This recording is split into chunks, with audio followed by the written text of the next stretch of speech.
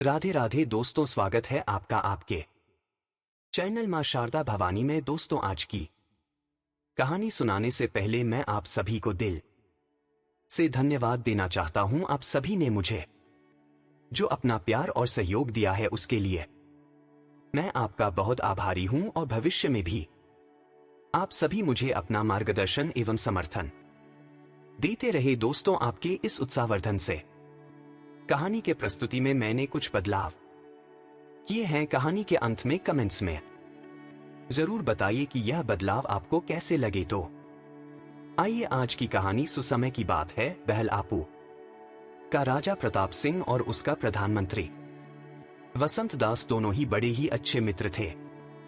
एक दिन वह दोनों अपने शाही बाग में सैर कर रहे थे। तब राजा ने कहा, मित्र वसंत दास, कैसा विचित्र संयोग है कि हम दोनों ने एक साथ ही एक ही गुरु से शिक्षा ग्रहण की। एक ही दिन हम दोनों का विवाह हुआ और आज तुम्हारी पत्नी और मेरी रानी के संतान भी होने वाली है। प्रधानमंत्री ने कहा, महाराज, इसी को कहते हैं प्रभु की लीला। उसकी लीला अपरंपार है महाराज। तभी प्रधानमंत्री के महल से एक दासी दौड़ती हुई आई और कहने लगी, प्रधानमंत्री जी, आपके यहां पर एक पुत्र ने जन्म लिया है। दोनों मित्र यह समाचार सुनकर बड़े ही खुश हुए। अभी कुछ ही पल बीते थे कि तभी एक दासी और दौड़ती हुई आई और महाराज से कहने लगी, महाराज की जय हो। महारानी जी ने एक सुंदर कन्या को जन्म दिया है। अब तो दोनों मित्र खुशी से गदगद हो उठे। तब राजा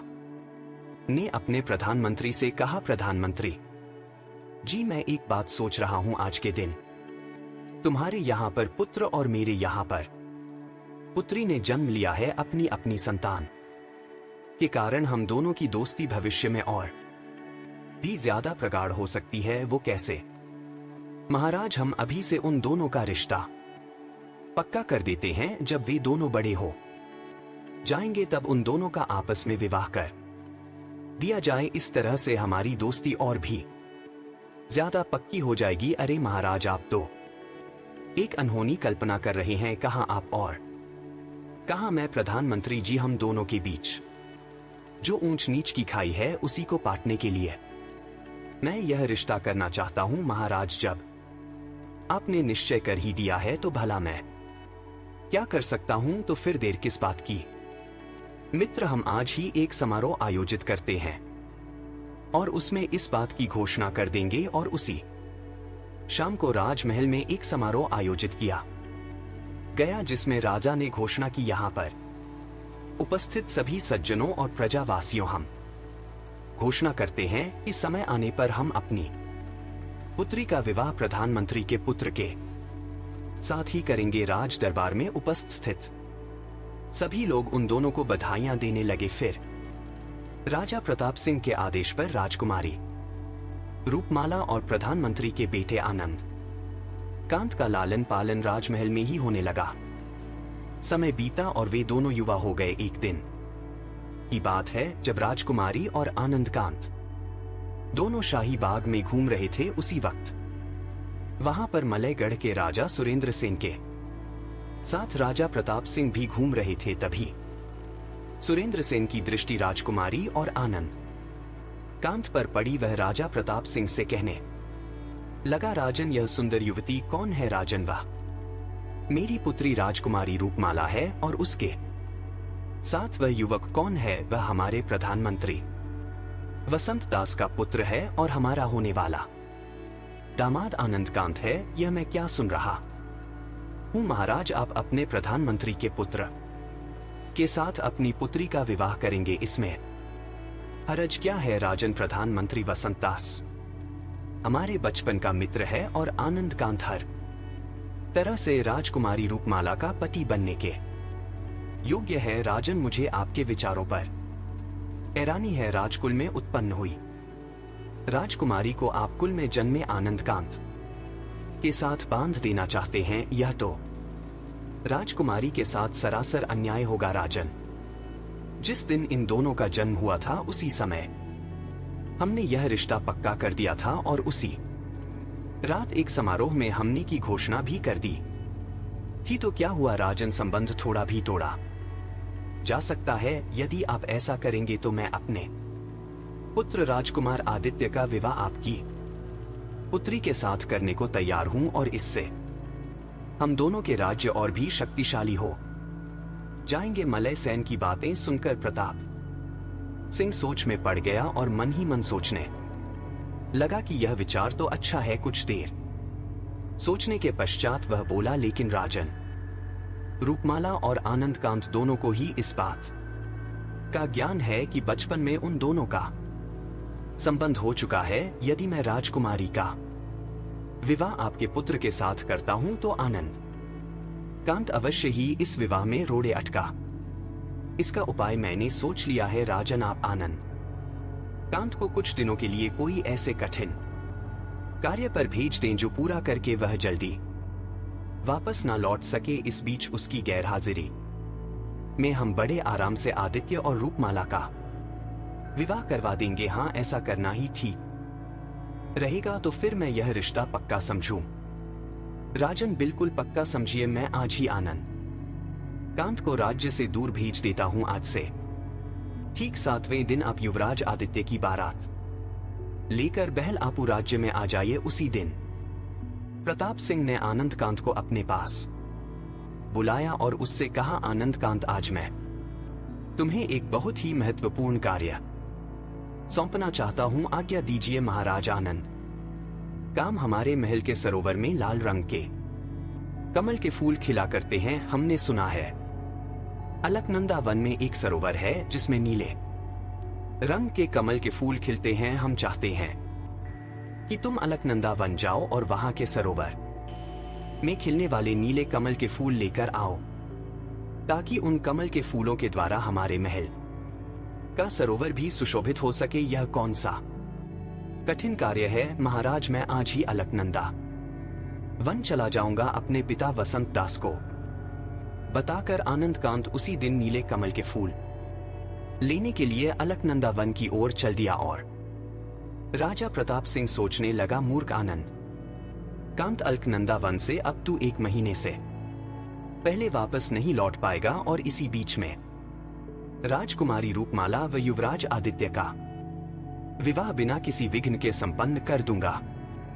और फिर राजा ने अपनी रानी को बुलाकर कहा, महारानी जी, राजकुमारी रूपमाला का विवाह हमने मलयगढ़ के युवराज आदित्य के साथ पक्का कर दिया है। आज से ठीक 7वें दिन वे लोग बारात लेकर आएंगे। या आपने क्या किया महाराज? रूपमाला का विवाह तो आनंद कांत के साथ होना है। आपने खुद ही बरसों पहले यह रिश्ता तय किया था महारानी। वह रिश्ता उस समय हमने बिना सोचे समझे और भावावेश में आकर कर दिया था, वरना प्रधानमंत्री वसंत दास और हमारी क्या बराबरी, हम राजकुल के हैं, इसीलिए हमारा संबंध भी किसी राजकुल वाले से ही होना चाहिए। महाराज, इस बारे में आपको इस समय नहीं बल्कि उसी समय सोचना चाहिए था। महारानी, हमें उपदेश ना दो।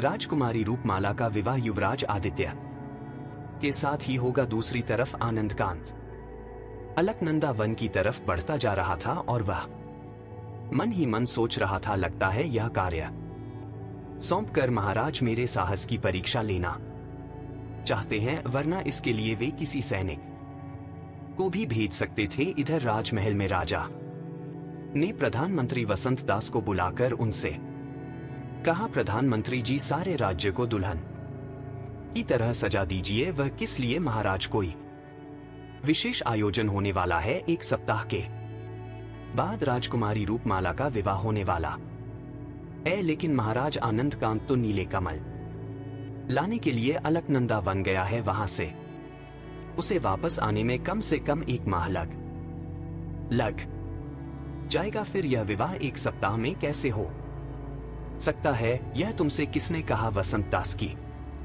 रूपमाला का विवाह आनंद कांत के साथ होगा। महाराज, यह आप क्या कहते हैं? तुमने बिल्कुल ठीक सुना वसंत दास। पुराना संबंध तोड़कर हम राजकुमारी रूपमाला का विवाह मलयगढ़ के युवराज आदित्य के साथ करने जा रहे हैं। महाराज, यह आप ठीक नहीं कर रहे। लोग सुनेंगे तो क्या कहेंगे? हमें किसी का डर नहीं है। हमें जो ठीक लगेगा हम वही करेंगे महाराज। लगता है आपका विवेक खो चुका है और उसे जगाने के लिए मैं अब कल भरे दरबार में आपसे बात करूंगा। शायद दरबारी और मंत्रियों के सामने आपको बरसों पहले की गई घोषणा याद आई। यह सुनकर राजा को क्रोध आ गया और उसने अपनी तलवार निकालते हुए कहा, तुम मुझे भरे दरबार में अपमानित करोगे? तुम्हारी इतनी हिम्मत? राजा ने अगले ही पल प्रधानमंत्री पर तलवार का एक भरपूर वार कर दिया और एक ही वार से प्रधानमंत्री लहूलुहान हो गया और उसकी मृत्यु हो गई। इसके बाद सारे राज्य को दुल्हन की तरह सजाया गया। जब रूपमाला को सारी बात का पता चला तो वह बुरी तरह से बपर उठी और अपने पिता से बोली, नहीं पिताजी, महाराज मैं आदित्य के साथ विवाह कभी नहीं करूंगी। मेरा विवाह होगा तो सिर्फ आनंद कांत से होगा। राजा प्रताप सिंह के जाने के बाद रूपमाला परेशान हो गई और सोचने लगी, लगता है मुझे अपने प्यार की बलि देनी ही होगी। ऐसी विपत्ति खड़ी में आनंद कांत भी तो मेरे पास नहीं है। और फिर वैसा ही हुआ जैसा राजा प्रताप सिंह चाहता था। नियत समय पर मलयगढ़ से आदित्य की बारात आई और बड़ी ही धूमधाम के साथ रूपमाला और आदित्य का विवाह हो गया। इस घटना के 7 दिन के बाद आनंद कांत अलकनंदा वन में पहुंचा और सरोवर से नीले फूल लेकर वह वापस लौट चला। उसकी वापसी का सफर भी काफी लंबा था। रास्ते में उसे एक मंदिर दिखाई दिया और वह सोचने लगा, क्यों ना इस मंदिर में भगवान के दर्शन करते चले। वह मंदिर की तरफ बढ़ ही रहा था कि तभी मंदिर के बाहर एक पेड़ के नीचे बैठे हुए एक मुनि महाराज ने उसे आवाज दी, आनंद कांत अब बहल आपू में तेरा क्या रखा है? अब ना तो वहां पर तेरे माता पिता हैं और ना ही वहां पर रूपमाला है। अब तू वहां पर जाकर क्या करेगा? यह सुनकर आनंद कांत वहीं पर रुक गया और उसने पलटकर मुनि की ओर देखा। यह आप क्या कह रहे हैं मुनिवर? मैं ठीक कह रहा हूं बेटा, मैंने अपनी दिव्य दृष्टि से देख लिया है। रूपमाला का विवाह मलयगढ़ के युवराज आदित्य के साथ हो चुका है। तुम्हारे पिता को राजा प्रताप सिंह ने मौत के घाट उतार दिया है। तुम्हारे पिता की मृत्यु का समाचार सुनकर तुम्हारी माता भी इस संसार को छोड़कर जा चुकी है। मुनि से सारी बातें जानकर आनंद कांत आवेश में आ गया और वह गुस्से में कहने लगा, राजा प्रताप सिंह इतने क्रूर निकलेंगे इसकी तो मैंने कल्पना भी नहीं की थी। मुनिवर, उन्होंने मेरी सारी दुनिया उजाड़ दी। मैं उन्हें इस बात की सजा अवश्य दूंगा। आनंद कांत आवेश में आकर अपने विवेक का साथ ना छोड़ो। राजा प्रताप सिंह ने जो अपराध किया है उसकी सजा उन्हें भगवान देंगे। ओ मुनिवर, अब मेरी समझ में नहीं आ रहा कि मैं कहां जाऊं और क्या करूं। आनंद कांत, नीलवन में मेरा आश्रम है, तुम वहां चलकर मेरे साथ रहो। वहां के शांत वातावरण में रहकर तुम्हारा चित्त कुछ ही दिनों में ठीक हो जाएगा। और फिर आनंद कांत मुनि के साथ उनके आश्रम में चला गया। मुनि उसे रोज ज्ञान की बातें बताते और उसका ध्यान रूपमाला और उसके माता पिता की दुखद मृत्यु की घटना की ओर से हटाने का प्रयास करते, परंतु आनंद कांत पर उनकी बातों का असर नहीं हो रहा था। एक दिन मुनिवर ने कहा, आनंद कांत तुम हर समय उदास और खोए खोए रहते हो, क्षमा करे मुनिवर, मैं लाख चाहने पर भी रूपमाला को भूला नहीं पा रहा। और यह बात है आनंद कांत, तो तुम एक काम करो, मलयगढ़ जाकर तुम रूपमाला से मिलकर आओ, इससे तुम्हारे चित्त को शांति मिलेगी। लेकिन मुनिवर, उसकी ससुराल वाले भला मुझे उससे क्यों मिलने देंगे? आनंद कांत, इसका भी उपाय है। तुम वहां पर साधु के वेश में जाओगे और केवल रूपमाला से ही भिक्षा लेने की बात कहोगे, ठीक है मुनिवर, मैं यही करूंगा। साधु का वेश धरकर जब आनंद कांत आश्रम से चला तो मुनि ने उसे समझाया, देखो आनंद कांत, वहां पहुंचकर संयम से काम लेना, रूपमाला की बातों में आकर कोई गलत कदम ना उठाना, मैं आपकी बात को याद रखूंगा। मुनिवर मलयगढ़ पहुंचकर उसने महल के बाहर दरवाजे पर आवाज लगाई, भिक्षा देही। तभी एक दासी मुद्राओं से भारी हुई थैली लेकर उसके पास आई, लो साधु महाराज भिक्षा ले लो दासी, इस भिक्षा को वापस ले जाओ, हमें तुम्हारे हाथों से भिक्षा नहीं चाहिए। सुना है कि युवराज का अभी अभी विवाह हुआ है, यदि हम भिक्षा लेंगे तो युवराज की नई नवेली दुल्हन से ही लेंगे, वरना खाली हाथ वापस चले जाएंगे। यह सुनकर दासी उल्टे पांव महल में वापस लौट गई। उसे वापस लौटते देख महारानी सुनंदा ने उससे कहा, क्या साधु महाराज को भिक्षा नहीं दी? महारानी जी, बड़ा ही विचित्र साधु है, वह कहता है कि भिक्षा लेगा तो केवल युवराज आदित्य की नई नवेली दुल्हन से ही लेगा। ओ साधु ने ऐसा कहा, लगता है बहु रूपमाला से भिक्षा लेकर साधु उन्हें कोई आशीर्वाद देना चाहता है। उसने दासी से कहा, दासी तू उस साधु को महल के बाग में ठहरा कर आ, मैं रूपमाला को उसके पास भिक्षा देकर भेजती हूं। जो आज्ञा रानी जी। दासी को आदेश देकर महारानी सुनंदा रूपमाला के पास पहुंची और कहने लगी, बहू एक साधु आया है, वह केवल तुमसे ही भिक्षा लेना चाहता है। जाओ महल के बाग में जाकर उसे भिक्षा दे आओ। मां मुझसे यह काम ना होगा, मुझे लज्जा आती है। अरे बहू, भला साधु से कैसी लज्जा, जाओ उसे भिक्षा देकर आओ, हो सकता है वह खुश होकर तुम्हें कोई आशीर्वाद दे दे। और तब मुद्राओं से भरी हुई थैली लेकर रूपमाला बाग में पहुंची।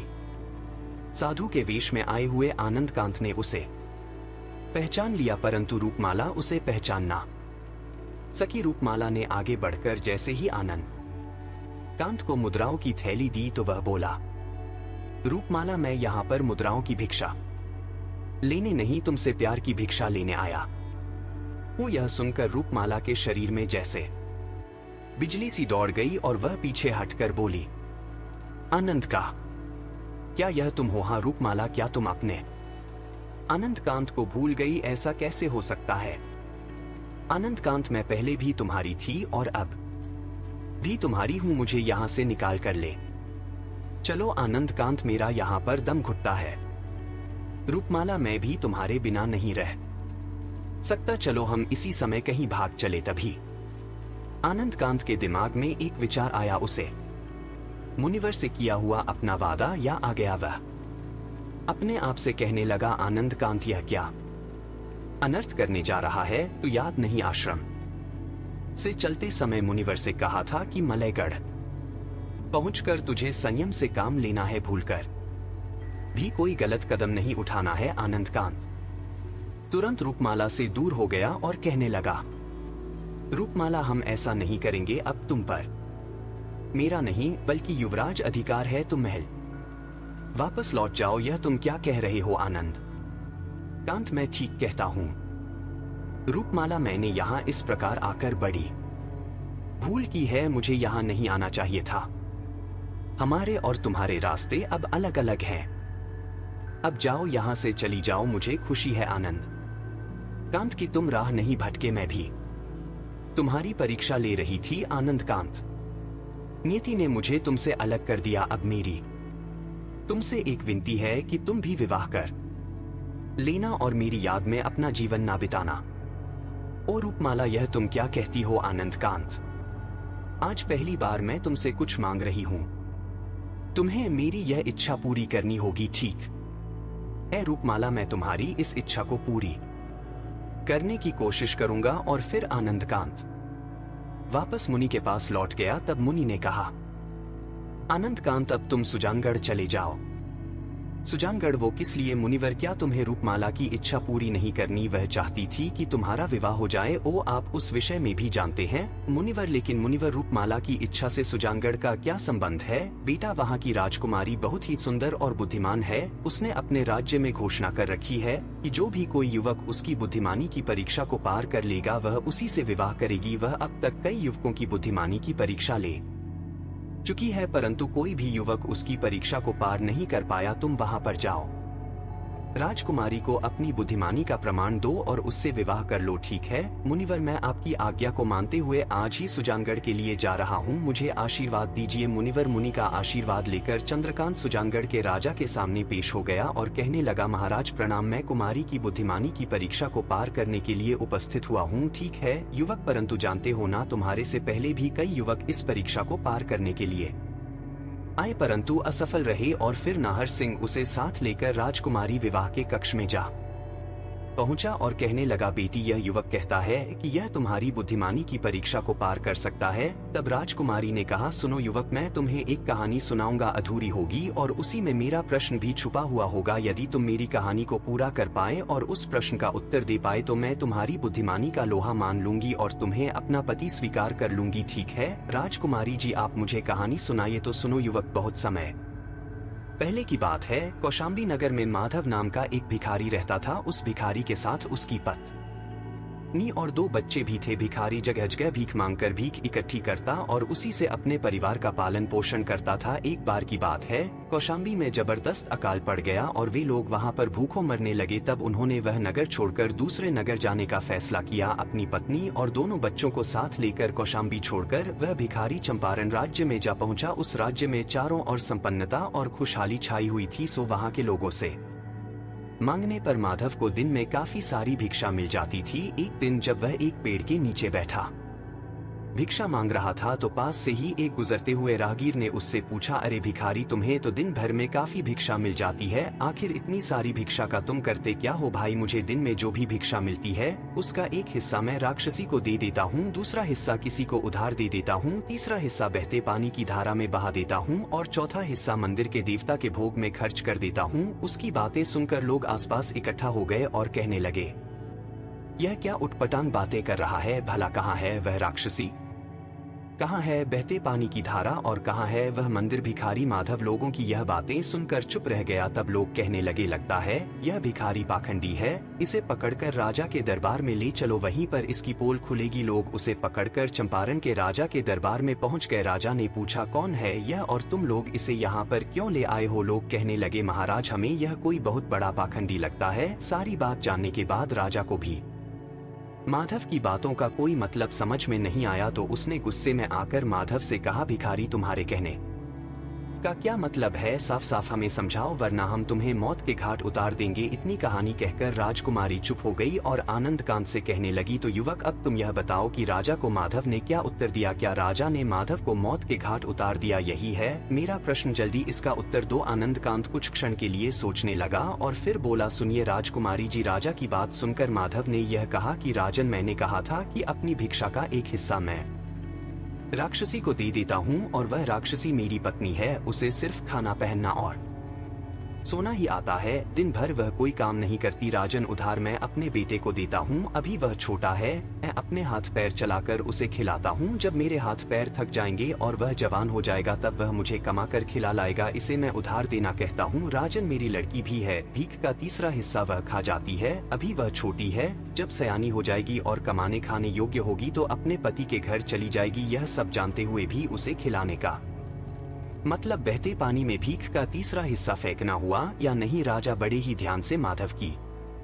बातें सुन रहा था और बोला, अच्छा यह बताओ कि किस मंदिर के देवता को तुम प्रतिदिन भीख के चौथे हिस्से का भोग लगाते हो? तब भिखारी ने कहा, राजा, यह अधम शरीर ही मेरा मंदिर है और मेरे प्राण उस मंदिर के देवता हैं। अगर मैं रोज इस मंदिर और देवता को भोग ना लगाऊं तो सारा खेल ही बिगड़ जाएगा। राजा भिखारी माधव के जवाब से बहुत ही खुश हुआ और कहने लगा, माधव, तुम तो बड़े भारी पंडित मालूम पड़ते हो, फिर भीख क्यों मांगते हो? भिखारी ने कहा, राजन, यह सब भगवान की माया है, इसका भेद कोई नहीं जान पाया। उसके राज में पंडित भिखारी होता है और मूर्ख धनी होता है, उसके राज में बगुला सफेद रंग का होता है और कोयल काली। उसके राज में पेड़ों में छोटे छोटे फल लगते हैं और बैलों में बड़े बड़े फल लगते हैं। राजन, भगवान की महिमा अपरंपार है, कहाँ तक उसका बखान करूं? भिखारी माधव की चतुराई भरी बातें सुनकर राजा बहुत ही प्रसन्न हुआ और उसने बहुत सी दान दक्षिणा देकर उसे विदा कर दिया। आनंद कांत की बातें सुनकर राजकुमारी बहुत ही प्रसन्न हुई और कहने लगी, युवक, तुमने अपनी बुद्धिमानी से मेरे प्रश्न का बिल्कुल सही उत्तर दिया है।